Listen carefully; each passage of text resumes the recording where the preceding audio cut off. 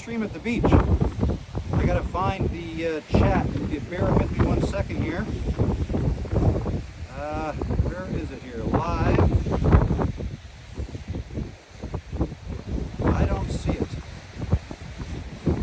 I'm using the rear camera. If anybody is here, I'm using the rear camera. Why is that showing? No, that's not what I want. Oh, here we go. This one, upcoming. Oh, I think this works. Oh, here we go. All right, gotcha. Do I need my glasses? Yeah, I do. So, wow, 31 people here already. Is this live? Is this right? It looks to be. Welcome. I get comfortable here. It's cold. It was sunny all day today, and now it's foggy. So I don't know what's going on. Yeah. So who we got? We got Georgia fan here. Hi, I just finished scheduling and setting up 2 live streams. Way to go. Congratulations. Kate Does Nature. How you doing, Kate? Good to see you. The Low Explorer. Hello, everyone. Rosanny is here. Hello. How you doing? Cooking Twist. Cooking WA Twist, maybe? Washington? Welcome. We've got Downright Mindful. Rebecca Ferguson. How you doing, Rebecca? Good to see you. Call me Cubby. Hello, how are you? Microphone not working? Audio Rob. Uh-oh. Test. Hang on. Why is the audio not working? Let me try to resync this. Audio should be working. Test. Testing. Does that work? Test. It is windy. Lots of wind. It's working just windy. It's better now. Oh yeah, okay. All right then. I know what happened. If it was lots of wind and it was working but it was just really windy, that means my DJI receiver was not plugged in properly. I fixed it. Okay, I unplugged it, plugged it back in. All right.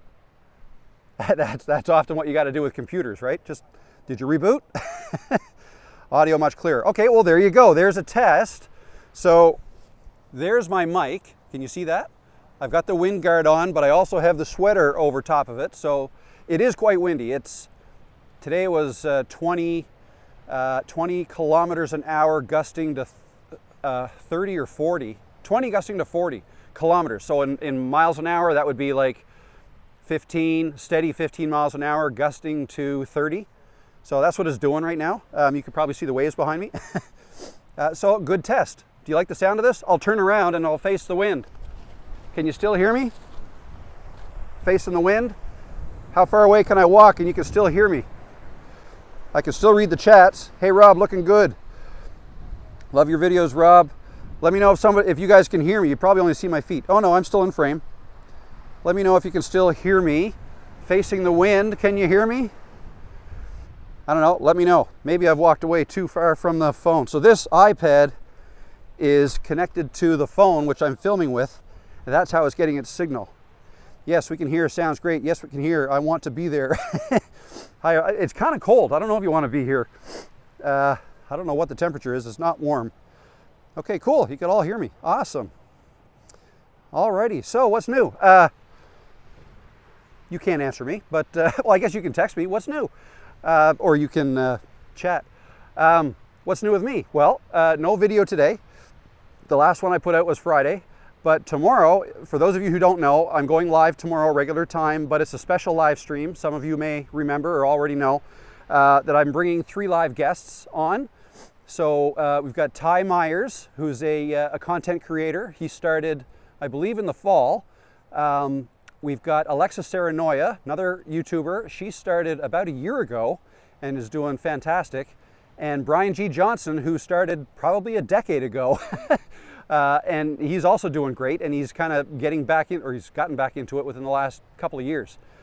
So they're all going to join me live. So there's going to be 4 of us on the screen. and we're probably going to have all kinds of technical difficulties. We'll see how it goes. Should be fun though. And I don't know how many questions we're going to be able to answer through the live chat, because as it is with just me, usually they come in too quick and I can't get them all. So with 4 of us talking, we'll see how it goes. So anyways, yeah, that's what's going on. Let's see. Rob, is 1 video a week enough? Elite Chronicles. It is. You know, the more you can do, well, no, I shouldn't say the more you can do, the better. One video a week is, I consider that kind of a standard. Like if you wanna really go at YouTube hard and make a good go of it, I would say at least 1 video a week. In the early stages, if you could do more than that, then great. But 1 a week is good. But again, it really comes down to the types of videos you make too. Some videos are harder to make and take longer to make than others, in which case maybe you can only do 1 every couple of weeks. Some people do 1 a month, right? But the more you can get yourself in front of any new subscribers you're getting, the better. So like when I really started with my channel over a year ago, I was going 3 videos a week. Now that's a lot, I know that, but they weren't that long. And I got a system down that allowed me to make them fairly quickly. So yeah, and doing that helped my channel grow. I know it did. Well, that and the fact that I was doing a live stream every week. So it was 3 videos and 1 live stream every week, and that's a lot.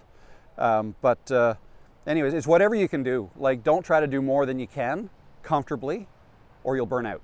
So keep that in mind. Georgia fan says Mr. Beast does like 1 a month. That's right. And I think he spends probably $10 million each video he makes. Maybe not that much, but a lot. But, you know, they get a lot of revenue or he gets a lot of revenue. I say they, it's kind of a company now. He's got lots of people working for him. So yeah, let me just go through the chat to see who's all here. So microphone not working, we solved that. Let me know if it stops working again. What if I turn this sideways? No, this is probably better this way. See, what I see is me, but delayed probably by 10 seconds, and then the chat down below. So it makes it easy to see the chats. I can walk far away and still see the chats. And also, let me know, for any of you who were at any of my previous beach live streams from my phone, so a couple weeks, was it last week or the week before, I did 2. And in those live streams, I used the selfie camera where I could see myself. I can't see myself right now. I'm looking at the rear camera, which is the way I make my videos. So this should look better than it did before. But then again, it's live streaming, so it's only 1080p. It's not 4K. But let me know, does this look better or the same? Should look better. William Tucker, my alert didn't alert me. I don't know, man. I don't know what to tell you. It should have. Sometimes, I don't know. I don't know. I mean, there's so many ways so you can click notify me on the actual thumbnail once I set up a live stream. But also, if you're a subscriber, maybe you're a subscriber, but you don't have the bell icon and you haven't checked to be notified of all events or something like that. So there's different levels of subscribing. So I would take a look at that. That's a YouTube problem. Yeah, let's go with that. It's a YouTube problem. Not a your problem. It's not a me problem. Georgia fan, can't really tell the difference in the video. Okay, good to know. Good to know. Well, I mean, this took a little bit extra setting up. So I got here 10 minutes before I went live. And what I did, I brought a beefier tripod this time. This one is, well, it's still kind of a portable one, but it's not a handheld, and it's not the handheld one I used last time. It's got 3 legs that come out because I knew it was going to be windier, and the last time it was kind of blowing in the wind, so I wanted it a little sturdier.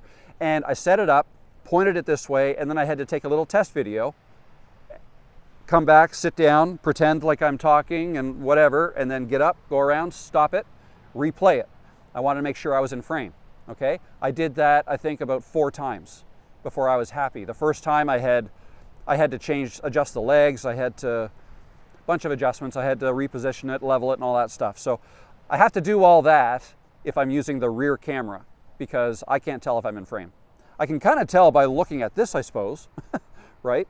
But until, like when I first started, I pressed go live, and I noticed almost right away there were 4 people in the room. So I said, okay, it's working. So now I come around and can I see how many are here? Yeah, here I can see 65. Awesome. So there you go. That's what I did. So yeah, why am I going live tonight? It was just kind of a last minute thing. I didn't come out with a video today. I thought, you know, stay in touch with you guys. I'm going live tomorrow, but I'm pretty ready for that. I'm going to gather up a few more questions just to make sure I have, you know, some questions to get us started with the other 3 creators. So the way that's going to go down is 15 minutes before I go live, they're all going to call into a Zoom meeting that I set up ahead of time. They've already got the link. I'll probably send out an email reminder to them. Once they join my Zoom meeting, we can chat or whatever. Then I get to map each one of their video feeds to my Ecamm Live that I've set up, a little template that I've set up so that the 4 of us are all in a corner. Once I've got them mapped, then we'll just chat until time 0, and then I'll start the intro, and then we'll go live. So hopefully it goes smoothly. Other questions do we have here? Rob, don't blow away. I'll do my best. I'll do my best not to blow away. What else we got here? 11 p.m. here in the UK. Time to change. Ooh, that's a bit late. But yeah, I can't please anyone. Maybe the next outdoor live stream I'll do in the morning, like on a weekend or something. But yeah, so what else we got? Mi Wong is here. How you doing? Audio is good. Downright mindful. Love your videos, Rob. I have sought you for guidance a lot. You're always on point. Awesome. Good luck with you, or good luck to you. We've got Bush here, Flagler, Nature Girl, Pixel in Perspective. Rebecca says wind is not audible at all. Perfect. Yeah, it's really, now if I didn't have this sweater on, you probably hear a little bit because those wind guards, they're good, but they're not perfect. The more wind, obviously, the more you can cover it up, the better. So yeah. Oh, it jumped ahead of me here. I know there were some questions here. I'm going to try to find them again. Where are we? Steve Brocky has a question. Some of my videos are less than 500 impressions even after a week. Do you think I need to work on my titles? It could be. I mean, it could be a number of things, honestly, but the titles, it's more your click-through rate that will measure how well your titles are doing, titles and thumbnails together. It's the click-through rate. So the number of impressions doesn't really matter. How many times are they clicking? Like, is it 10%? That's fantastic. If it's 1%, that's not good. So yeah, so that would be, look at your click-through rate, and if you think that's low, then you can look at your titles. But if you're only getting 500 impressions after a week, I mean, it's going to depend on how large your channel is. For starters, how many subscribers you have. The more subscribers you have, the more impressions you'll get out of the gate. That's just, it grows, right? And then it's a matter of, are people watching your video? You know, if they click it, great. That'll affect your click-through rate. But once they're in, are they watching your video, or are they leaving right away? Okay. The more people watch your video and watch a good chunk of your video, those are good signals for YouTube. And if they get good signals like that, they'll give you more impressions. Okay. That's kind of the way it works. So yeah, not enough information to know if that.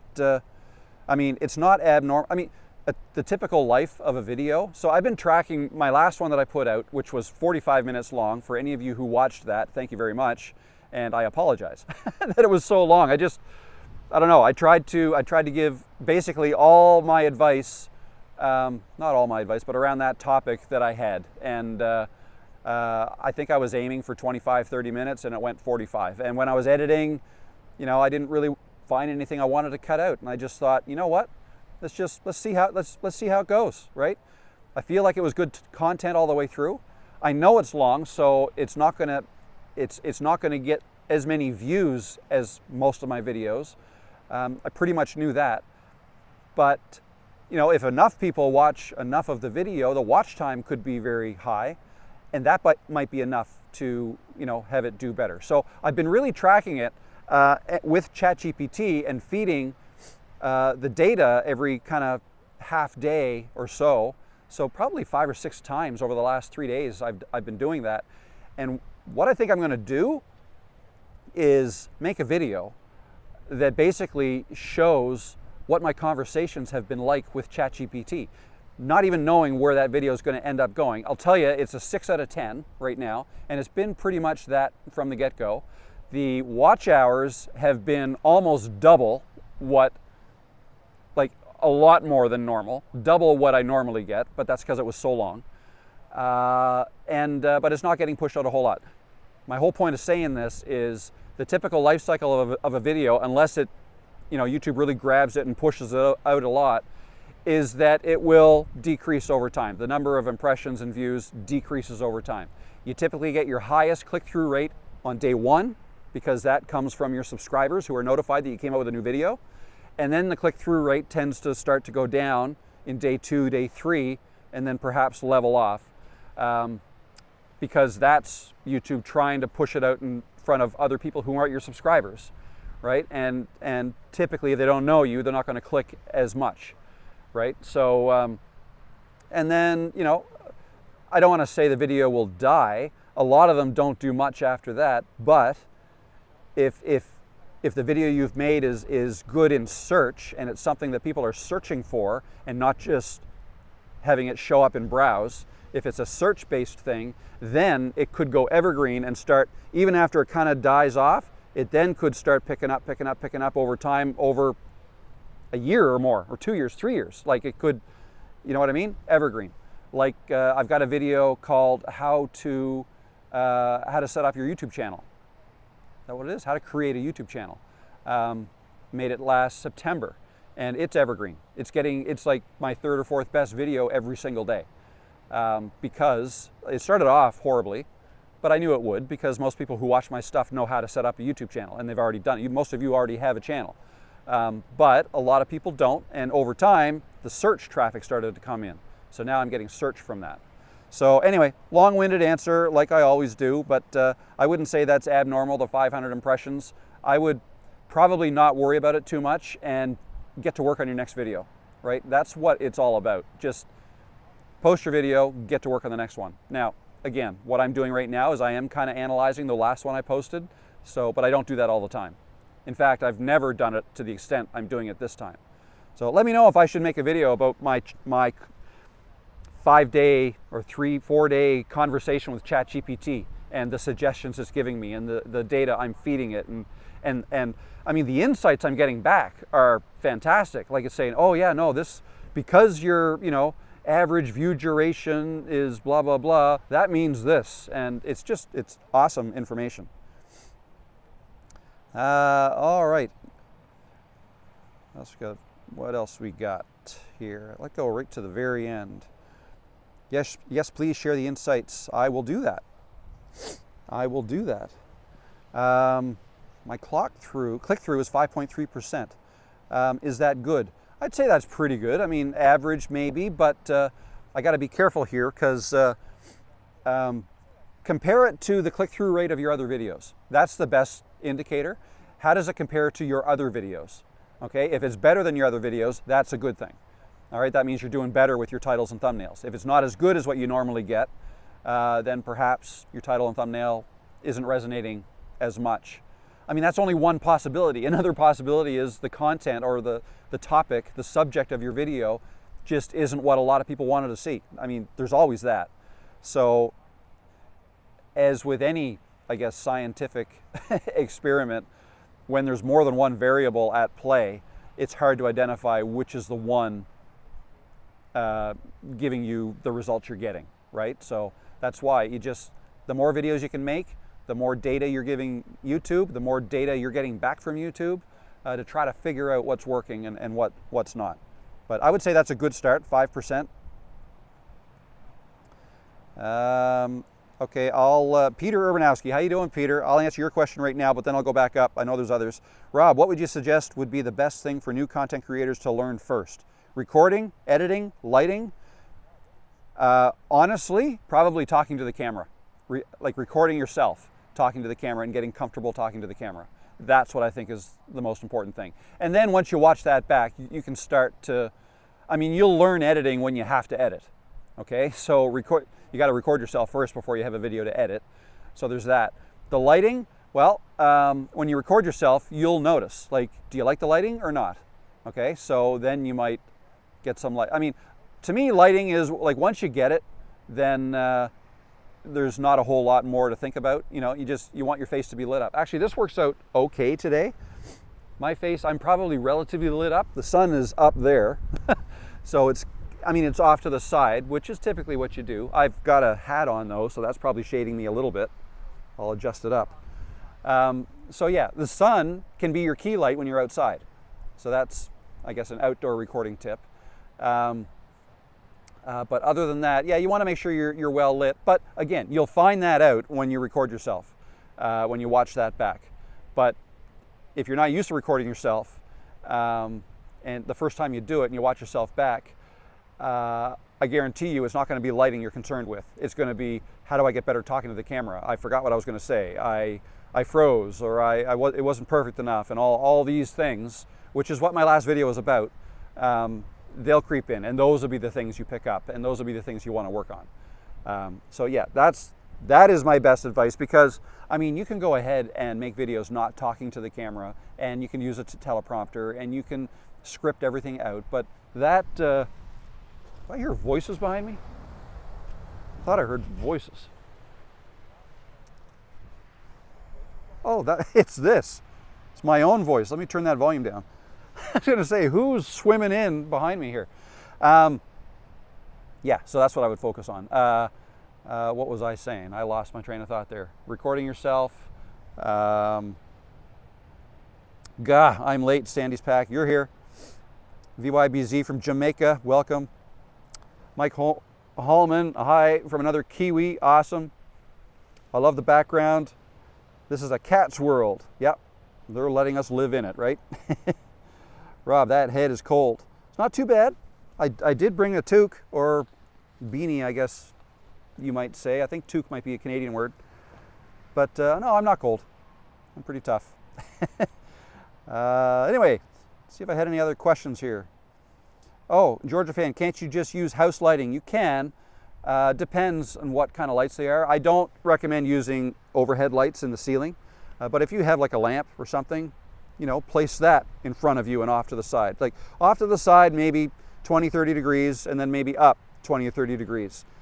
Especially for you folks who wear glasses. You won't, if you do that, if you put it off to the side and up, you won't get the glare, the light glare in your glasses lenses. Yeah, so that would be fine if you have those kind of lights. The other thing you could do if you're filming inside during the day is use a window as your key light, right? Face the window, or on an angle. Like if you're the window, I'd face here and use the window like this as a light. That's totally fine too. You can't do that at night when it's dark. So that's when it's nice to have lights that you can move around, and especially if you want to make videos in different places. I mean, there's a kit that I love. I've got actually I have 3 lights, but there's a kit where you can get 2 of them with stands, and I've got a link to it in all my videos in the description. The Neewer kit of 2 18-inch panel lights, and you can take them anywhere. Because like I have, I think 2 or 3 different ways I'd like to record myself in my office, right? And so depending on how I want to situate myself, I'll move the light, right? So I have it, because you want your face to be lit up. You don't want to light up what's behind you or your surroundings, or not much. And they're going to light up a little bit from the spill, from the light but generally you want to light up your face, right? You want your face to be nice and bright when you're making a video of yourself, okay? Or if you're making a video of something else, like if you're doing crafts, or if you're cooking maybe, then you want whatever you're filming to be lit up well, right? So some things to think about. They run on Sony NP batteries too. Yes, Tech for Dads, they do. And I had to do that once, because usually I just plug them in when I use them in my office. But I don't know how many people saw this, but at Christmas time, I made a Christmas video where I unwrapped a gift, kind of cheesy, but a gift from Peanut, and she was there with me, and I set it up upstairs by the Christmas tree, and I did it in front of a fireplace, and after I was finished, I realized I forgot to turn the fireplace on, which was kind of stupid, but anyways, I brought 2 panel lights upstairs, and I didn't have an extension cord, so I just got those NP battery packs and plugged them in and powered them that way. That worked great. Alrighty, what am I missing here? Let's go back a little bit. 82 people here. Awesome. Wow, we've been live for half an hour already. Time flies when you're having fun, right? Doesn't matter if you use front or rear really for video on late model phones, from what I understand. William Tucker. Yeah, I don't know. I've noticed a difference. I mean, maybe not on a live stream. On a stream like this, you probably wouldn't notice a whole lot of difference. But like if I make a 4K video in my office, I notice a difference between the selfie camera and the rear camera. I do. Maybe not so much for photos, but for video I do. And I don't, off the top of my head, I don't know exactly what the difference is. And it might depend on your phone model. I mean, this phone here is the latest iPhone, the latest and the biggest. It's the 16 Pro Max. Okay, so it's got a really good camera here, and still the selfie camera is not as good as this one. The selfie camera on this is probably better than, say, an iPhone 12 rear camera, maybe. Like that's, what's that, 5 years old or whatever, 4 years old.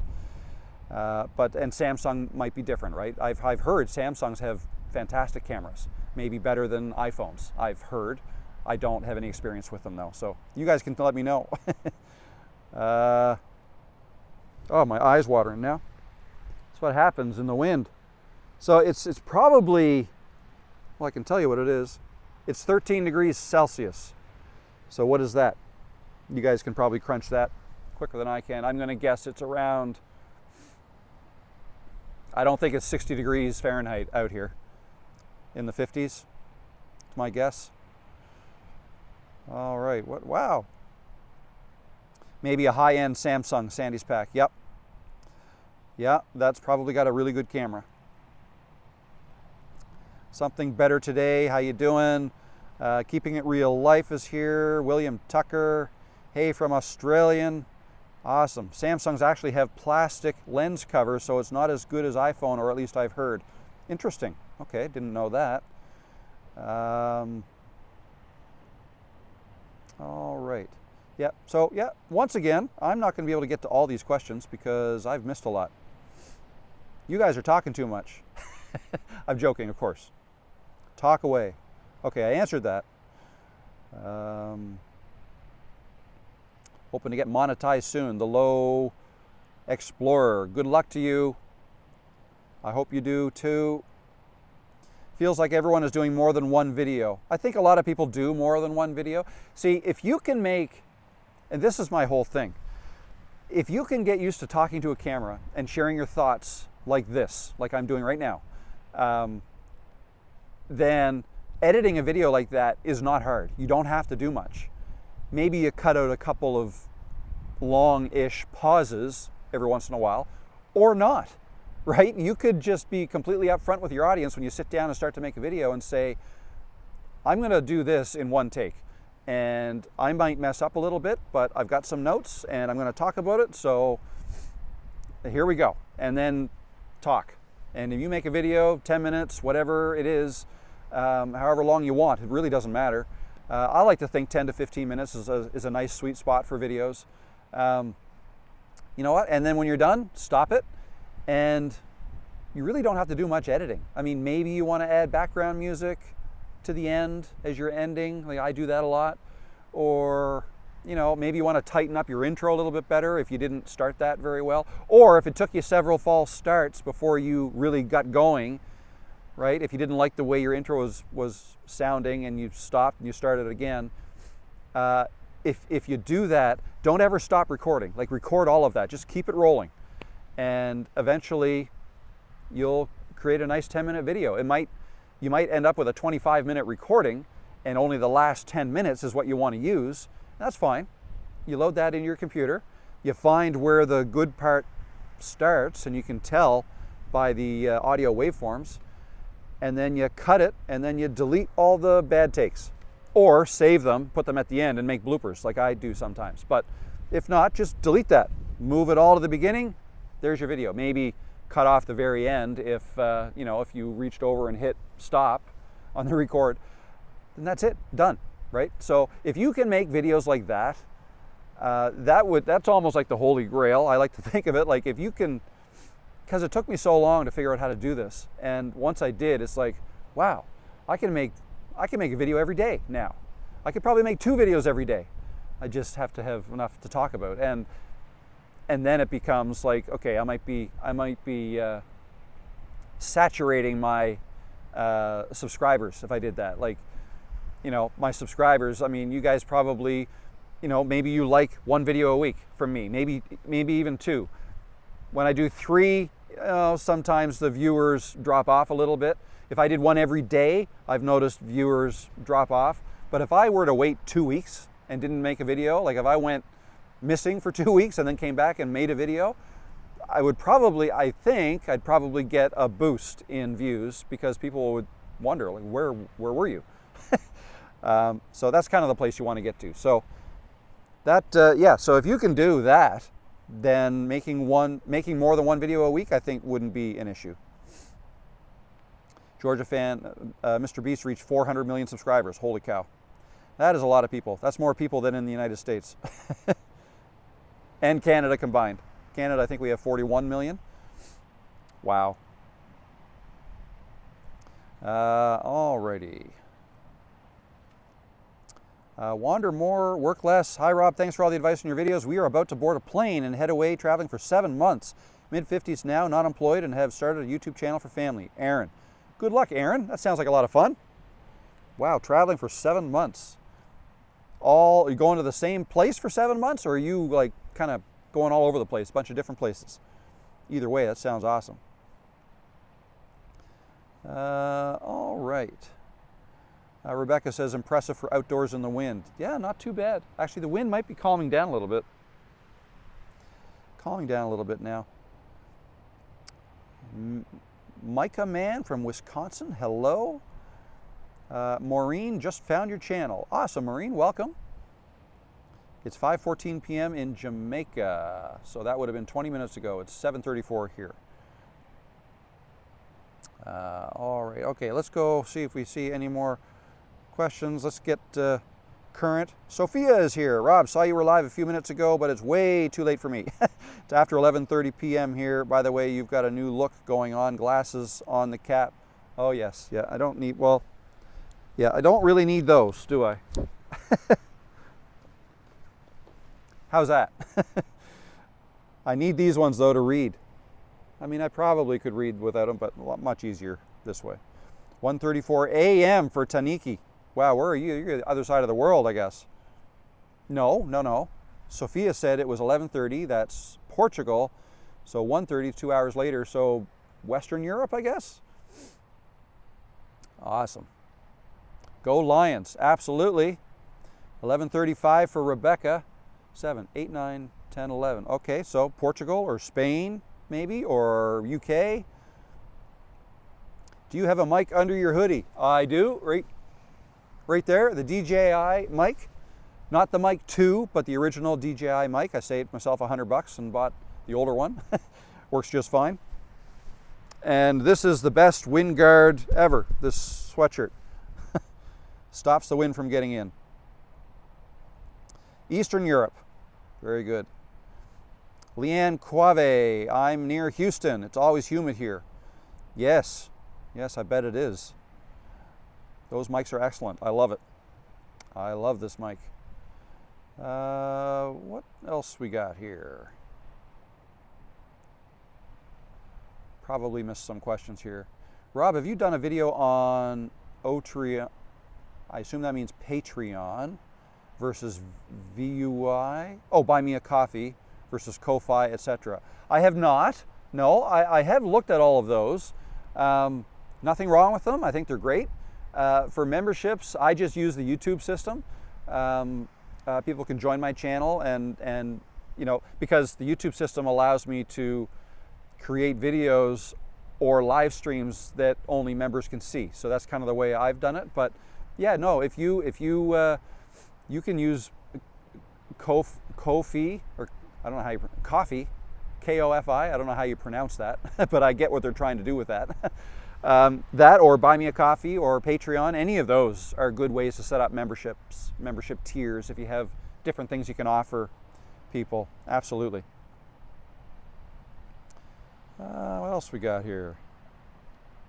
I think having enough to talk about and being comfortable in front of the camera helps. 100%. Great content, boss. Thanks a lot for all you share. No problem. Tried all the Buy Me a Coffee and Patreon things on my old channel. Barely got anything. Yeah, you have to, I guess the way you want to think about it is you have to add value, right? And if you're adding enough value, you'll be rewarded. I mean, yeah, I wouldn't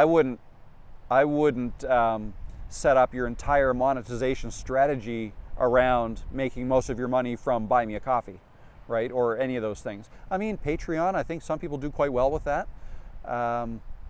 You know, all depends on what you have to offer, right? If you have video content that you don't post on your channel, but you make available in other ways through a membership, that's one way. I use Kajabi, actually. That's like, but I currently only use it for like the community, Creators Cove, and also, well, the payment processor, but also my courses. I have a few courses that I sell. I don't use it for the coaching. I just use Calendly and Zoom for that. And I don't use it for memberships, which well, Creators Cove is a membership, and I could set up a paid tier of that, but I didn't do that. That's just not part of my strategy. I mean, there's so many different ways you can do all this stuff, but you do want to find another way. Well, I shouldn't say, you don't have to. If you want to turn YouTube into kind of a business, right, that's paying you an income, perhaps even a full-time income, then you don't want to just rely on YouTube monetization and AdSense. You want to figure something else out too. So whether it's courses or selling t-shirts or mugs or digital products of some sort, like guides, depends on what you do, really. It depends on what kind of videos you make and what your niche is and what your audience is interested in. But yeah, you want to look at something else. Coaching is a really good one, which I'm really starting to like, actually. Not something I thought I would be doing a year ago, but having a lot of fun with it. But yeah, anyway, what else we got? Do you mind sharing what your biggest revenue stream is? It's up and down. I mean, I'm doing okay with the AdSense, but it's the courses that I want to build. So it was my number one back when I created the last course, but I'm working on a rather large. What I'm working on is it's a large, almost like a mega course, but it's there's like 12 modules to it, covering everything from like setting up with getting started with YouTube, editing. There's several modules on editing. Live stream is a big one. But what I'm saying is all of these modules, not all of them, but probably half a dozen or so of those modules, I'm going to release as mini courses. All right, so you'll be able to buy a mini course. Like maybe you don't want the whole thing. Maybe you know how to set up. You don't want the beginning of that, but there are parts of it that you do want. So I don't know. I've got ideas floating around in my head. I have to make all the videos. Like there's going to be over 200 videos for this, and yeah, so there'll be an option to buy everything, or maybe packages of like 3 or 5 or whatever, or just one, right? And why am I telling you all this now? Because it's not even close to being ready. Oh yeah, that will be my big, as long as everything goes well, it should be my biggest revenue stream by far. It should be more than AdSense. Okay, so there you go. Wow, I'd do that whole course. I kind of like, I don't want to leave anything out, and I know that's probably impossible, but the other thing is, like 200 videos, if they're an average of 15 to 30 minutes long, I don't even know what that is. That's like dozens of hours, right? Like lots of hours, maybe 100 hours, I don't know. 200 videos at half hour each would be 100 hours. So yeah, and I've got to edit all those. And no, I haven't hired anybody to help me. So anyway, it's going to be a while. But it should be worth it. It's basically an investment in the future. But it's going to be an ongoing thing, right? Like you make a course on, I mean, advice stuff, that's evergreen, right? For the most part, the advice I give today probably will apply in the future. You know, as YouTube changes things, maybe I'll have to update some videos here and there.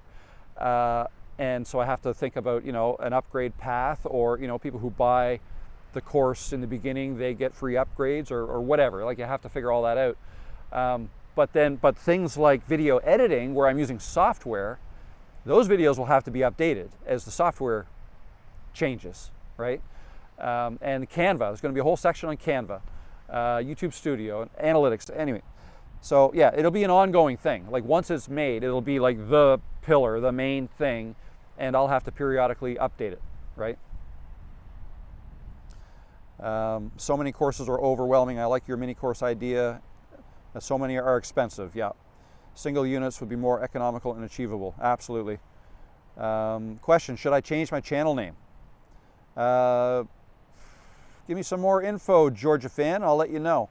The easy answer is, if the content you've been making, like if the content you want to start making is for the same type of viewer, the same audience, if the same people who have already subscribed to you would be interested in your new stuff, then don't change your... Sorry, I'm not answering the right question. I was going to say, then don't create a new channel, just post it on the existing channel. Should you change your channel name? Okay, Georgia fan. I guess it depends on what your channel is about. Is it about sports? Your icon has sports logos from Atlanta. So if that's what your video's about, you know, that would be okay. Personally, I like putting your first name in a channel name, just because then people, especially if you're putting yourself in your videos, because then people will know who you are and what your name is. Like Rob the Georgia fan, for example. Rob the Georgia fan, right? You could do that. Insert whatever your name is. I'm not even sure what your name is. I've seen Georgia fan, I've seen you here a lot, but let's see, what else we got here?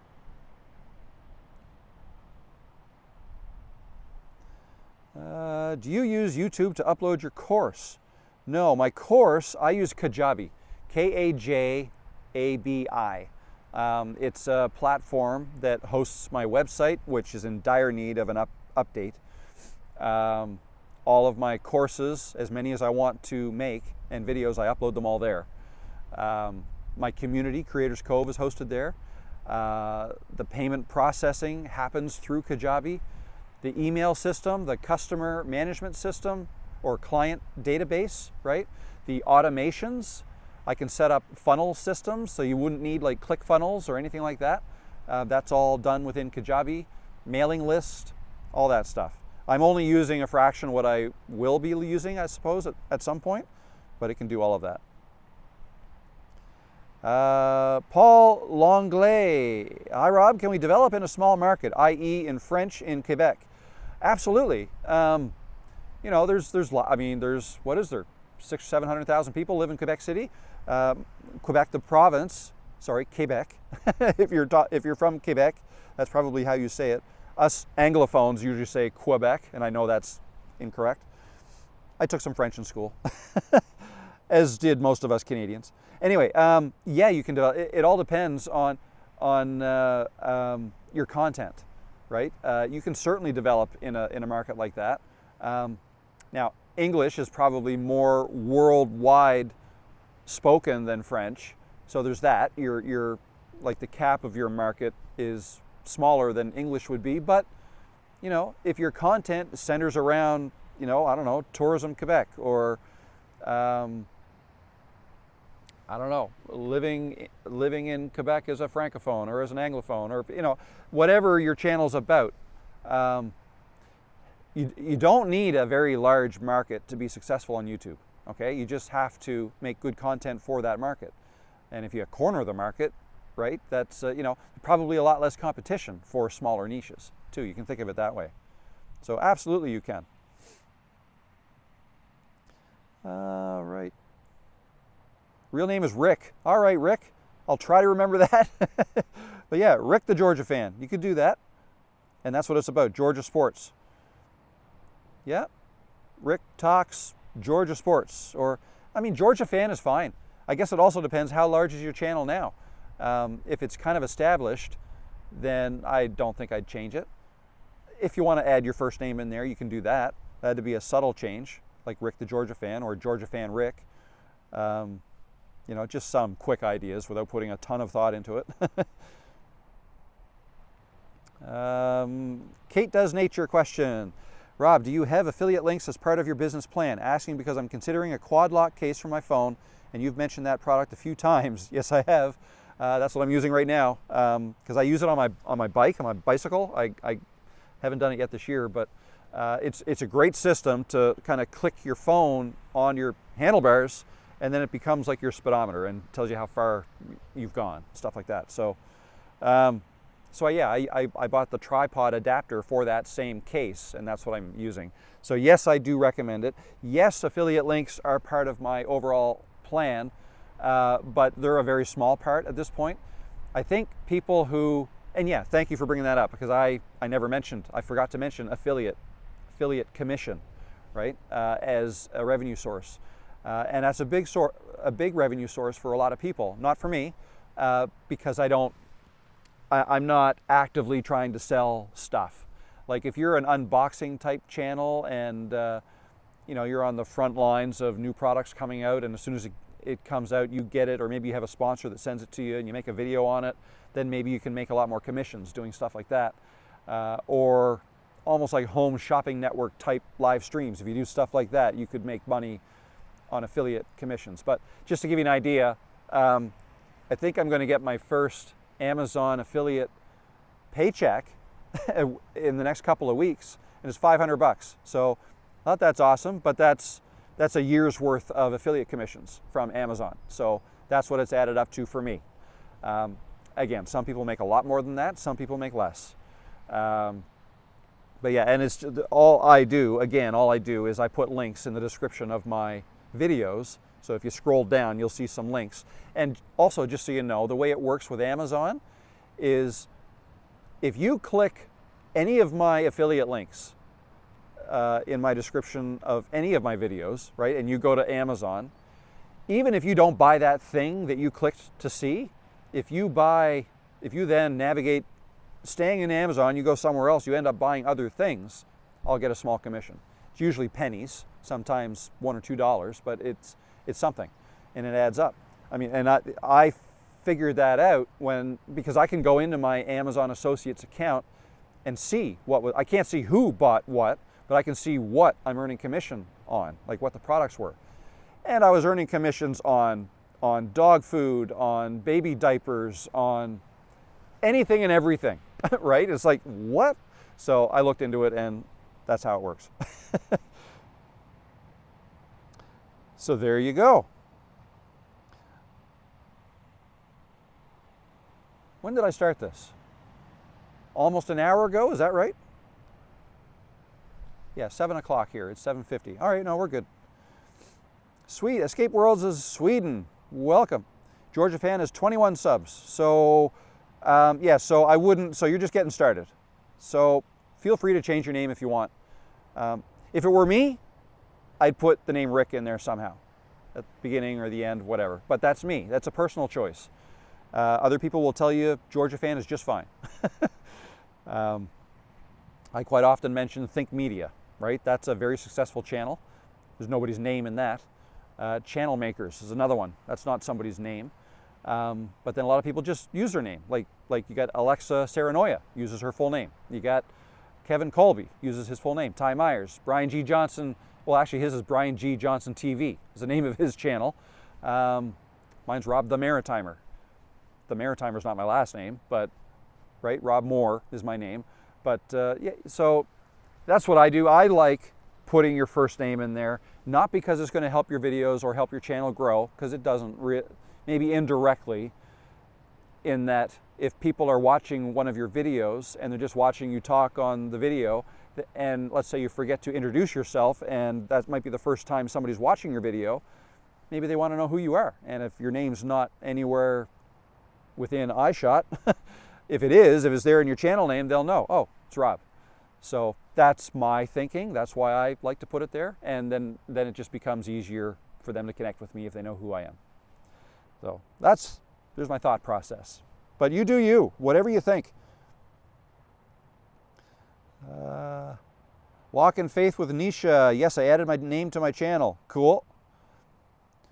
What else we got here? Georgia Fan Podcast with Rick. That's good. A little long though. I think that's a bit long, because you also want the whole channel name to be memorable and easily remembered, right? So I tend to think shorter is better. You know, you don't need the word podcast in there, but you can have podcasts. There can be a podcast tab within your channel, which everybody would have. If you basically, a podcast is just it's basically a playlist, right? In YouTube. All right, Nikki James. I want to say thank you for your videos. You were one of my reasons why I opened this page and took a chance. Awesome, Nikki. Second, I have a Christian page for those that are lost in their faith. What ideas do you suggest to make it grow? Just make videos for your viewers, is what it comes down to. Make videos that your viewers want to watch, and try to help them out. If you can make videos that help people solve problems or help people along their way or whatever, make the videos with your viewers in mind. And it might just be a subtle mindset thing, but if you can think that way and make videos that way, that'll help your channel grow. And do live streams. If you're just getting started, maybe you don't want to look at doing live streams yet, but maybe a little bit later you might want to look at doing that. Steve Brocky, I'm doing 2 videos a week. One how-to that I'm trying to keep short and to the point, then one deep and meaningful about problems and fears we have when starting and growing on YouTube. That sounds like an awesome plan. Awesome. Very similar to what I was thinking at one point to do, but anytime I get a plan together like that, it tends to fall apart. But that's a good idea. I tend to look at that's a good overall strategy, but don't tie yourself to it. Like if you make some videos, and like I like to step back and look at my channel. Oh, am I getting attacked by Canadian geese here? 1, 2, 3, 4, 5, 6, 7, 8. No, they see me. You may see them in a second. 8. They can be loud. I don't know if you can see that far over there. Anyway, what was I saying? Oh yeah. Yeah, don't tie yourself to a strategy like that. It's great to start out with one like that and do that for as long as you can. But then if you feel like when I was doing something like that, I felt like the how-to stuff is building up. Like I should be putting out more of those. And that's when I kind of went to 2 of those a week, and then 1, where I'm just giving advice kind of thing. But then I would go, 5, 6 videos in a row giving advice, doing walk and talks. So, I think if you change it up, that's fine. But it's good to start out with a plan like that. Absolutely. Gail's Active Wellness, 400 subs now. I know this doesn't sound like much, but I'm pretty excited. It's fantastic. Good for you, Gail. That's awesome. That's awesome. You got to celebrate the milestones. Absolutely. Before you know it, you'll be at 500. Geese, a Canadian for squirrel. That's right. That is right. We get a lot of them around here, but we get a lot of squirrels too. Alrighty, what else we got here? How many people here? 91 people. How big has that number gotten? I haven't been looking. I can check when I get home.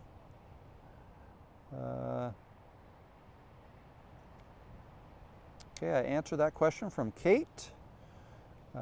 Something better today. I love your live streaming. Awesome, thank you.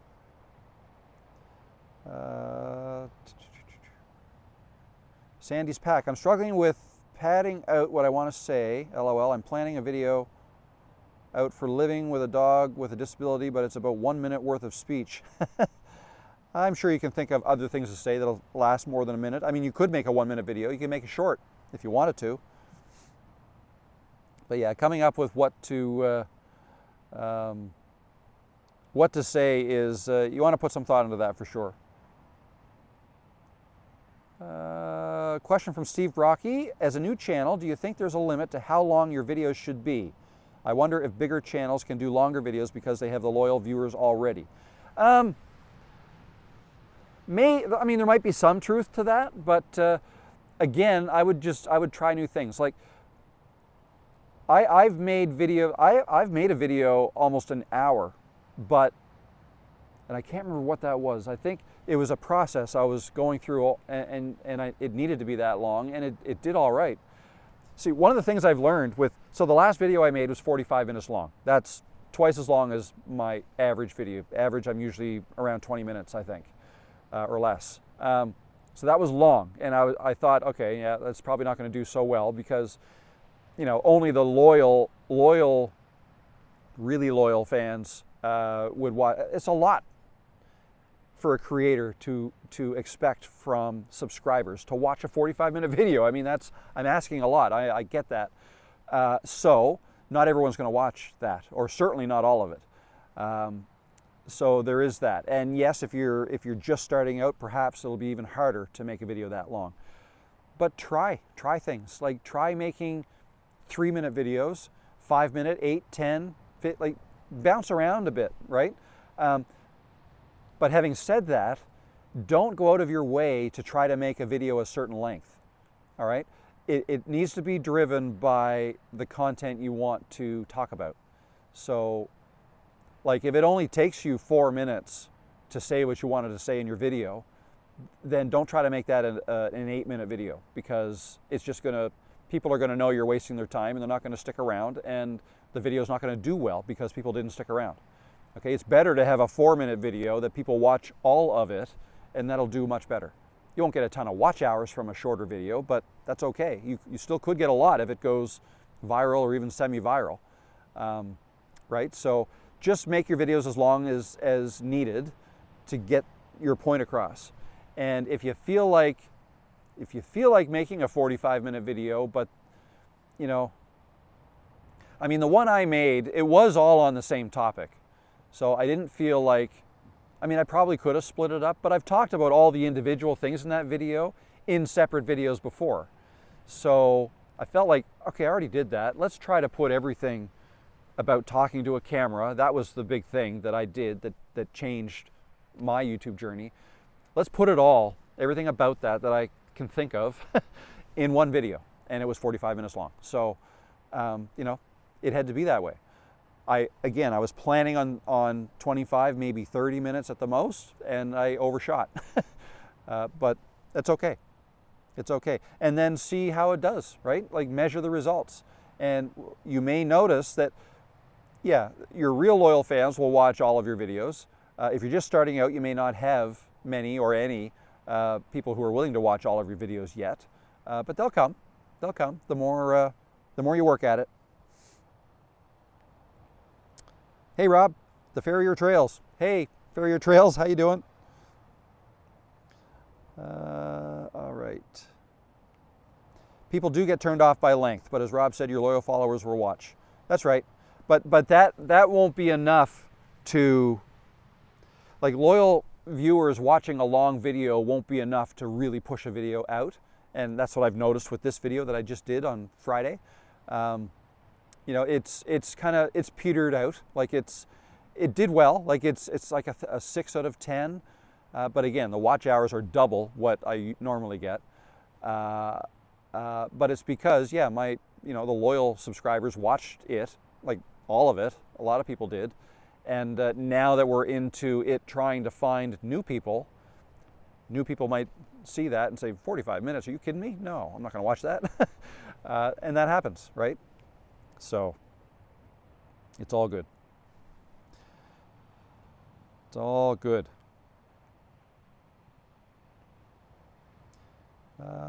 Fix Your Focus Live. I really enjoyed your long videos. I treat them like podcasts and they get me through my workday. Awesome, that's cool. I've heard some people say that they do housework while at my, or one guy is a tiler. If you're here, say hi. I forget who said that, but he works in construction and he was making tile floors or something, and he just had his earbuds in listening to me. He's not allowed to look at videos while he works, so his phone's in his pocket, I guess, and which is awesome. That's great. I do that too. Like I like to go for walks or runs and with my AirPods, and I've listened to podcasts that way. I think it's a great use of time. What else we got here? Oh, I missed this one. Cruising complete. I have a hard time with background music in my clips due to my type of channel and the clips I record. Any tips for getting rid of copyright background music? YouTube might be able to do that for you.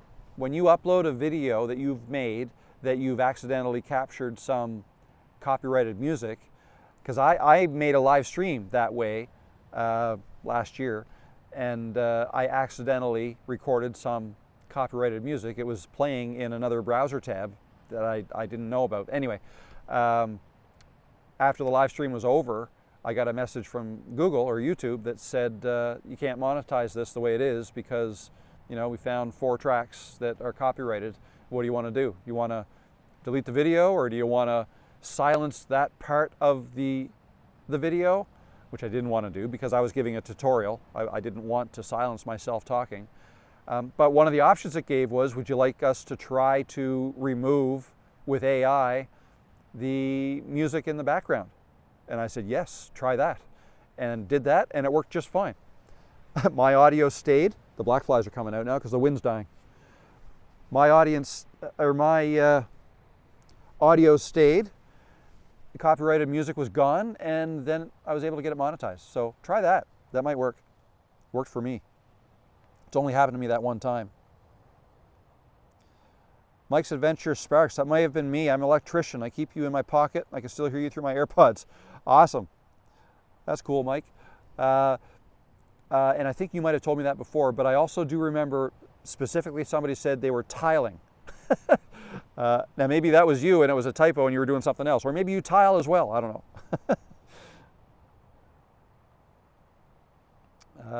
Let's see. Flagler Nature Girl, I got to run. Dinner time. Thank you for teaching all of us. Love your content. Thank you. Enjoy your supper, your dinner. Question. Your live videos are way over an hour. If you had no viewers for a 1-hour live video, what could you do so that it could be valuable later? So yeah, that's a good question, because when you first start doing live streams, when I first started, you have to be prepared to live stream to nobody. Because that's probably what's going to happen, especially when you start. Now, once you get going, people may show up, right? If you have some subscribers, I would let them know ahead of time that you're going to do this. You could use community posts for that, or an ad in your, 1 or 2 previous videos leading up to it, or some ideas. But yeah, even with all that, I would have something prepared to either talk about or demonstrate. Like an hour. That's a long time to have something prepared to talk about for an hour. I feel like it was easier for me because the videos I was making were video editing, like how to do things in a video editing program, Camtasia. I was making videos on that, so I would pick a couple things. Like, okay, I could demonstrate this, this, and this. And that might take 45 minutes to do that. So I could have those ready. And I would also write down a handful of questions, right? Hoping people would show up and ask me questions, but if they didn't, I'll have some questions prepared in advance. I'll write some questions that I know the answers to, and I would, so I'd have something ready to go. Now, when I did go live, or when you do go live, start with what your plan was, but then if people show up, acknowledge them. Just say, I noticed there's 2 people in the room here. Do me a favor and say hi in the chat, and let me know where you're watching from and what's your name. You know what I mean? So, because all you'll notice is that there are people, you'll see a number. Like right now I don't have my glasses. There are 88 people here watching this. Thank you for joining me this beautiful evening. You'll see that number, right? So, but you won't know who they are until they leave a chat message. So now I can see who's here, or I can at least see who's left a chat message. You know, there's, I don't think now 93, I don't think everybody's left a message, but Kajabi research begins. Good for you. But yeah, so good luck with Kajabi, that'll be fun. Encourage them to leave you comments or questions in the chat and say, so yeah, if I noticed somebody showed up, I would just say, oh, we got 3 people here, welcome. Thanks for stopping in. What I'm doing here is I'm going through this, this, and this, and if you have any questions about what I'm talking about, feel free to let me know in the chat, and I'll answer your questions. This can be like a little, you know, I can help you out as best I can, or, and oh yeah, by the way, let me know who you are, where you're from, what time is it where you are, like, you know what I mean? Like, try to get conversation going. And then before you know it, people will love that, and they'll come back. Right? So the first live stream I did, when I started doing these regular live streams and posting regularly in March of 2024, just over a year ago, gosh, like 14 months ago now, when I started that, I got 4 people. 4 peak viewers is what it was, showed up to my first live stream, and I think it was 90 minutes long. And the next week was 7. And then I forget, I think I went up again after that. And it just kept growing and growing. Up to, I think last week might have been 140 or something at last Tuesday's live stream. So if you keep doing it regularly, it'll grow and you'll get subscribers that way, right? People will see, YouTube will put your thumbnail of your live stream in front of people similar to who's subscribing and showing up to your live streams, thinking, well, maybe some other people like them might be interested. And that's how you'll find new people too. So it's a great way to grow your channel. Tempted by fate. When you're doing several videos on a specific topic, do you feel you've ever went too deep? If so, how so? Not really. I mean, what you could do is maybe not go so deep the first time and maybe talk about a few different things in your video, and then you could say, like, you know, if anybody wants me to expand on any of what I talked about in this video, let me know in the comments below. It's all about, again, same with live streams, it's all about trying to get people to engage and comment and get conversations going, and then you'll learn what your viewers want from you, because they'll ask you, or they'll tell you, I'd like to learn more about this, can you talk a little bit more about that? And you know, that might shape what video you make next. And now all of a sudden that list you created of all your videos you want to make, now people are asking you for something else that's not on your list. Now you can add that to the list, or just make that video next. That's what I do a lot. I've got lots of lists, but more often than not, I'll be answering comments. Like if I come up with a video on a Friday, I'll spend most of the morning trying to keep up with the comments that come in and answer them all. And in that process, I usually get ideas. Okay, a lot of people want this. Yeah, I should make a video on that next. So that happens a lot to me, and but I think it's great.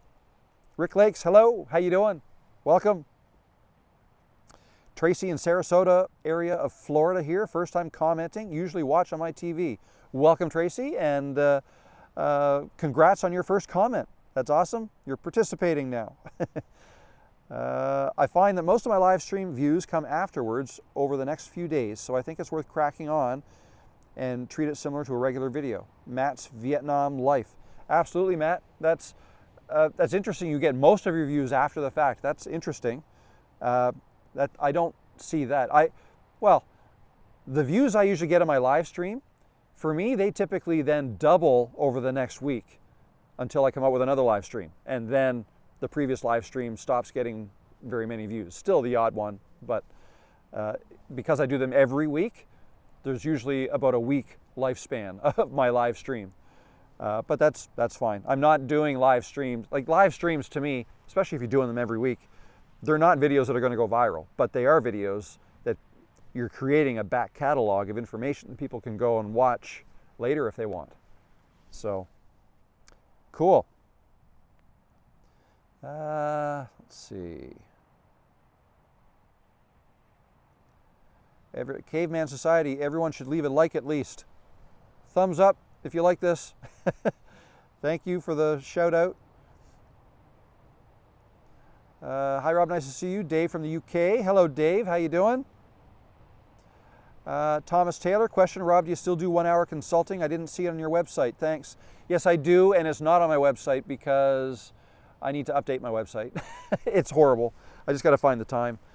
Where you'll see it is in the description of all of my videos and live streams. So if you scroll down in the description, usually near the top, I have a coaching call with Rob and a link to my Calendly calendar. So you click that, you go to my calendar, you pick the day and time you want to have a chat, and then it takes you to the payment page. You make the payment, and then we're all set. And then if you want to let me know anything that you want to chat about, I think, yeah, there's a form somewhere in that process that you can enter some information, but if you think of something else afterwards, send me an email and say, yeah, I'd like to talk about this. If you have a channel, let me know what the link to that is so I can check it out first.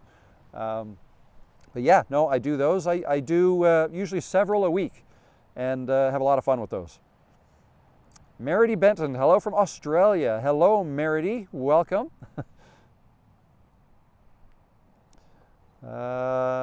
Question from Georgia fan, Rick, should your face be in your channel profile picture? Good question. This is similar to your last question about name in your channel name, or should you change your channel name? This is going to be a personal preference thing, but my feeling is, especially if you're going to be in your videos, like I'm in my videos, my face is all over in all my videos. I think it's good to have your face as your profile picture and have it relatively clear so people can kind of see or recognize you. In mine now, I've got my blue hat, which I have been using in a lot of my outdoor videos. So I thought it makes sense to have a photo of myself with that on. So that's mine. It's branding, right? The way I've set my channel up, and again, I feel like this is the best way to grow a channel as fast as you can, if that's your goal. It doesn't have to be, but if you want to grow your channel fast, using yourself as the difference maker in the content you're delivering, you are what makes your content unique, because you're the one delivering it if you're in your videos. And if you're in your videos, you want people to start to remember you. So put your picture in the avatar, put your picture on the channel page. I haven't actually done that, I should, but right? So, and put your picture in all of your thumbnails too, right? That's another place. Like, the more my face is out there, the more people will recognize me, and they may, you know, at this point I probably have some subscribers, call them super fans, who will watch all my videos. And sometimes they may see a thumbnail show up as a new video, and they won't even read the title or the text on the thumbnail. They'll just see my picture. Oh, that's another one of Rob's videos. Click, right? So you want to get to that point. That's powerful. So anyway, those are my thoughts around that. But again, you don't have to. But if you are going to use yourself as part of your brand, and because then also, that doesn't limit you to just talking about what your video, like if I wanted to change what I talk about in my videos, I don't think I will, but like if I wanted to, let's say in 5 years, I want to start talking about lobster fishing instead. Right? Where am I going with that? Now, that probably wouldn't be a smart idea because I'd lose all you guys. But I guess my point is, people will recognize you and be almost as interested in whatever you want to talk about. Okay, so like I made a video a couple months ago on how to tie a knot, a sailing knot, a bowline, and again, I knew that wasn't going to do very well. I probably shouldn't have put it on this channel, but I did it as an experiment, and lo and behold, it did what I expected. It did horribly, but a lot of the people who typically comment on my videos, they all commented, said, "Oh, I loved it, something new, that's awesome, teaching us about maritime living and how to tie sailing knots, loved it," right? All positive feedback. And I wouldn't even say I got less comments than I normally do.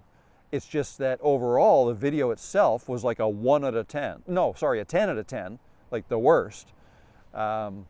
I don't think it's at 2,000 views yet, and my average now, I'm going to say maybe around 5,000 views after a week. That one, after months, is not even at 2, so it's all relative, right? I don't want to sound like 2,000 views is not, it's nothing, because it's something to somebody who's just starting out, so don't take that the wrong way. My doggy is more photogenic. One day I will put my picture. Good for you. I took one of your suggestions and started a new channel that I am not telling anyone the name of, and see if your idea you mentioned works. It's an experiment, all about the alternative. Good luck with that. Awesome. So you're going to try to just grow it organically and just target a specific audience? Awesome. Hey Rob, your definition of a light at the end of the tunnel. So nice to see. I started my YouTube a few months ago, predominantly cold plunging, promoting mental health, but also waterfalls, fitness, and others. Interesting, cool, cold plunges. Ooh. I've got a friend that does that. I think he's crazy. I prefer hot tub plunges than cold plunges myself. But I'm sure I believe there are benefits and stuff, what he was telling me about. Cool, good luck with that. I was thinking about that today. As a woman, I'm not wearing a hat, but I do keep my hair the same. God in the greenhouse. Very good. Yeah, if you keep yourself looking relatively the same, then people will get to know. I mean, not that you have to. I mean, you could change hairstyles and stuff, I'm sure. I can't. My hairstyle is what it is.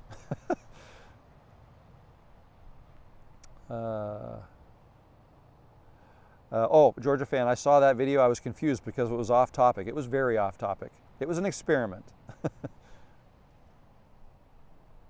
All right, let's scroll up here. I have some questions here. How did you decide your timings for when you publish your videos? A combination of what fit my schedule and when people were watching my videos. I mean, I guess I kind of like the idea of releasing it first thing in the morning, like 8 in the morning, and because my subscribers, typically on average, they start waking up in the morning, like here in North America. I'm on the East Coast, so 7 a.m. for me is 6 a.m. for New York, and maybe people start waking up then, and then as the day goes on, more people across the continent start waking up and perhaps seeing my videos. So that's kind of what I noticed, and I wanted my videos out there for that. And so yeah, you'll come to know, once you start posting videos, YouTube will start letting you know when are the best hours of the day for you to post, based on when are the hours of the day that most people are watching your videos, okay, your subscribers, your viewers. So they'll let you know that. And then so once you kind of nailed that down, when's a good time, so I settled in at 9 o'clock, 9 a.m. I wanted to have them posted, but then I didn't always hit that. I then changed it to 10 a.m. because that gave me a little bit more time to finish it up in the morning. Yeah, so then it's just, then people start to get used to what you do. Then you just want to kind of stay consistent because people will get used to when you post. But even with that, I don't always stay consistent. I typically think of Monday, Wednesday, and Friday as posting days. But last week I did Friday and that was it. The week before I did Thursday. Last week I did Friday and Monday. The week before I did it on a Thursday. But usually always in the morning. If I'm not ready by 10 a.m., I'll quite often put a post out that says, sorry, I'm late. It's going to be an hour or two late, but video coming today. So that's my way of just trying to say, hang on, don't go to work yet. There's a video coming. You need to watch that first. So anyway, just kind of peek inside my head, right? That's the way I think about it. Question, would you suggest pay promotion on a video you feel confident about? No, absolutely not. I would not do that. If your goal is to grow your channel.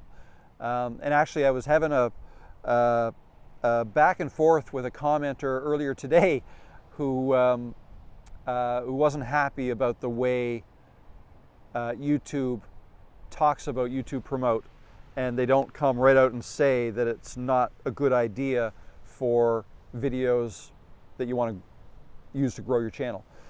It is in their terms of service, but perhaps it's hidden a little too deep. But here's the thing.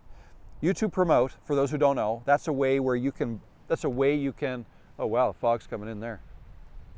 YouTube Promote is a way you can basically buy ad space. You can promote your videos, pay Google money or YouTube, and they'll promote your video. They'll push it out more, okay?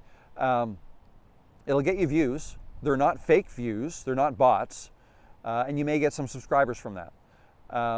You will, and you can spend as much as you want, I believe.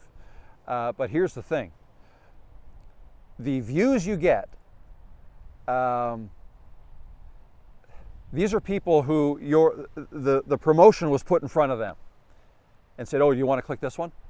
And they'll be like, okay, we'll click that, and they'll look at it. Okay, yeah, no, not really all that interested. They're gone. But you got a view out of them. Or maybe oh yeah, that's kind of interesting. Maybe I'll subscribe, I might come back, right? So those are the types of views you get from YouTube Promote. I don't call them high quality views or subscribers, certainly not super fans. Whereas if you just grow organically, meaning just let YouTube do its thing and try to find the right people for you, which is what it's trying to do. Based on all the videos you put out, YouTube is trying to figure out who your audience is based on how your videos are doing, and they're trying to put it out in front of the right people. If your video is not doing that great, they're not going to try that hard. If your video is resonating really well with your subscribers, they're like, oh, okay, it's working well with these people. Let's find more people like that. Let's try it on them. And but then when they're not pushing it in front of them, it's going to be your video, your thumbnail might be 1 out of 16 that are on the page that a potential new viewer can choose from, right? But if they click, they've clicked, they've chosen you. They've chosen your thumbnail and your title. I want to see what this video is, right? So that's more of an active process of them trying to find you. That will result in higher quality views, higher quality subscribers than what you'll get from YouTube Promote. So, but why does that matter? It matters because when you come out with another video and you want that to do well, YouTube is going to measure how well it does. It's going to put it out in front of your subscribers. It's going to notify the subscribers, right? It's going to put it out in front of people who watch your other stuff before. I keep thinking there's people behind me. Oh, could be a boat. And what'll happen is not very many of the people that you got through YouTube promotion or YouTube Promote are going to watch. They're not going to click that off. I mean, some will, but on average, the click-through rate from those people is going to be lower than the click-through rate from your superfans and the people who actively found you. Click-through rate will be lower. The click-through rate will be lower. The average view duration will be lower from promote people, okay? So therefore, it's going to skew, they are going to skew all your numbers down. YouTube is going to think your video is not that good. They're not going to push it out very much more. So what happens is if you use YouTube Promote to promote a video, hoping to grow your channel that way, yes, you may get subscribers. The views won't count towards like watch hours and stuff. That doesn't even count towards the 4,000 you need to get monetized, so that's something else. But your future videos are going to be at a disadvantage because of the skewed data you're getting from YouTube Promote people. So why do they even offer it? Well, there's a reason. If you have a product that you want to sell and you want to make a video that advertises that product, and that's all that video's job is, to promote that product. Or if you've got a live event coming up or a live reveal, something that you want to get extra eyeballs on it, those are some things you may want to promote like an ad video about, because like if you've got something to sell and you can buy ads to try to sell that thing. Let's say you spend $100 on ads to try to sell something and you end up generating $500 in sales from that. That's a good thing. So then maybe that's something you want to do. Okay, so that was a long-winded answer, but I felt like I wanted to be thorough with that because this has been on my mind today. I was trying to explain this to somebody who wasn't quite getting what I was saying, and he thought that I should try YouTube Promote. I shouldn't even be talking about it unless I try it myself. So he said, you should try it, and then you can talk about it. And I'm like, no, I don't want to try it because I might just hurt my channel by trying that. I've got nothing to sell like that. I don't I'm trying to grow my channel organically. So anyway, that's that. It's starting to get cold. This fog is rolling in. I don't know how much longer I'm going to stay out here. Hope that's okay. It's been 90 minutes. What state are you in? I'm not in a state. I'm in a state of cold right now. That's the state I'm in. I'm in the province of Nova Scotia. I'm in Canada. Georgia fan says, because they want money. You're referring to YouTube or Google? It could be. Could be that, well, I mean, yeah, they're in the business of selling ads, so I get that. But they do come right out and say that you shouldn't use this to try to grow a channel because it may not work. It probably won't work. And it might hurt you in the future. All right. Question, I don't think those views from YouTube Promote count towards watch hours, or I might be wrong. No, you're correct. They don't count. Subscribers count, but the views, watch hours do not count. Now, if at the end of if they watch the whole video and at the end of the video a suggested video pops up that's one of your videos and they click to watch that, that'll count because they actively clicked, they chose to watch that next, right? So that would count. Hello from New Zealand. Hello, Jason. Tempted by fate, I feel like I think and speak better standing up and using my arms and hands. Is that an issue in a studio setting? Not at all. No, some people are more comfortable like that.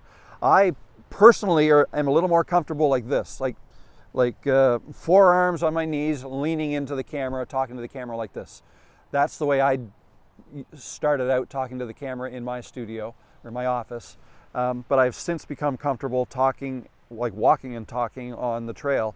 Or standing on a hillside and just holding the camera. I've become comfortable in that, like that. I didn't start doing that until 8 months ago or so. It was the first time I ever did that. But yeah, no, you can absolutely stand and use your arms and, you know, just adjust your tripod like you typically want. Let me see now. You want the camera pretty much at eye level. I mean, there's different ways to think about this. So yeah, if you're standing up, like if I stood up, I'd want to raise the camera. I wouldn't want to just angle it up. I'd want to raise it up so it's level. So just some things to think about there. See what else we got. Oh, how does it work? If you make a bunch of shorts, then start to make long form videos, do they all add up to watch hours and to become monetized? So no, shorts do not count towards watch hours when you're counting how to get monetized. It's only watch hours from public long form videos and live streams, which are essentially long form videos. Those count, but shorts is measured a different way. Shorts, it's more like the number of views and the ad revenue they collect gets put into a giant pool and then it's all divvied up depending on how many views you're responsible for and stuff like that. Really hard to make money with shorts, at least I think so. But whereas long form videos, to get monetized by YouTube means, or the criteria is you need 1,000 subscribers and 4,000 watch hours within the last year. The 1,000 subscribers anytime, but the watch hours, it's got to be within the last 365 days, and that's a moving window. So every day you advance, then the whole thing advances. You gain more watch hours, but then 366 days ago, that day, you lose those watch hours. So and as long as you keep posting videos and you keep getting better at what you're doing, your watch hours should always increase. It's only when, and I noticed this, when you stop making videos and you stop posting, that the watch hours will go down. But for me, when I first start, like, I think it took 6 months. Like, I stopped making videos for, I'm going to say it was 8 months, but for the first 6 months, the watch hours kept going up, and then it peaked, and then it started to come down. And I was not monetized back then. So there you go.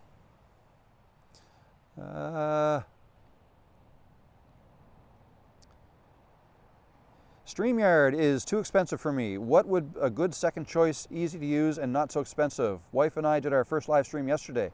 Congrats, Alan, way to go. The obvious choice would be OBS. OBS is free, and you can use that on a PC or a Mac, either. It'll work on either. But yeah, StreamYard, I mean, I use Ecamm Live, but it's probably priced similar to StreamYard. I'm not sure about StreamYard's pricing, but Ecamm Live is $20 US per month starting. If you don't need a whole, to integrate with Zoom, then you don't need the $40 a month plan, which is what I use, but I have people on through Zoom, so that's why. But the $20 a month plan would be fine, but OBS is free. I would look at that.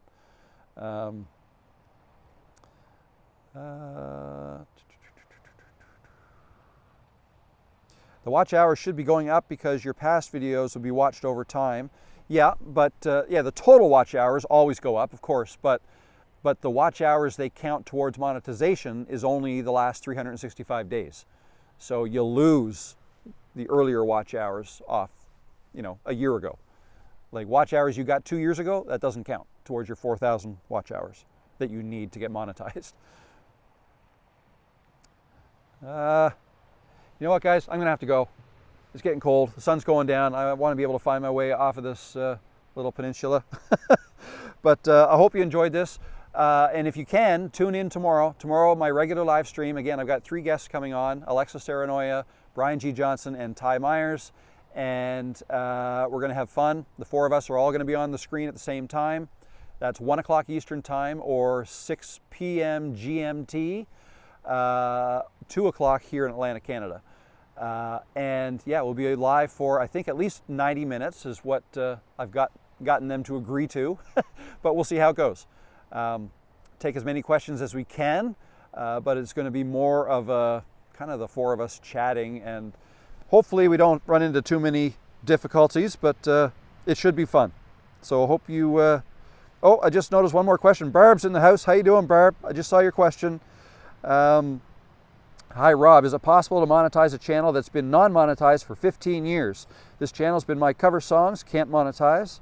But if I pivot to different direction, can I monetize? Yes, you can. Yeah, it doesn't matter how old the channel is, but you'd want to make sure you get all the videos off that have, unmonetizable content in them, like cover songs and whatnot. You don't want them on your channel. Or another option, if your channel is going to be about something different, just create a new channel and leave the existing channel alone. You may want to make more cover songs on that channel later. You can have 2 different channels if you want. So there you go. Let's see. No problem, Barb. Yep, that's it, guys. Thanks for stopping in, and yeah, hope to see you tomorrow. And as far as videos go, I hope to have another video ready midweek, end of the week. Not exactly sure. Anyways, thanks for stopping in. I'll see you next time. Oh, that rock's hard. I've got to turn this off over here.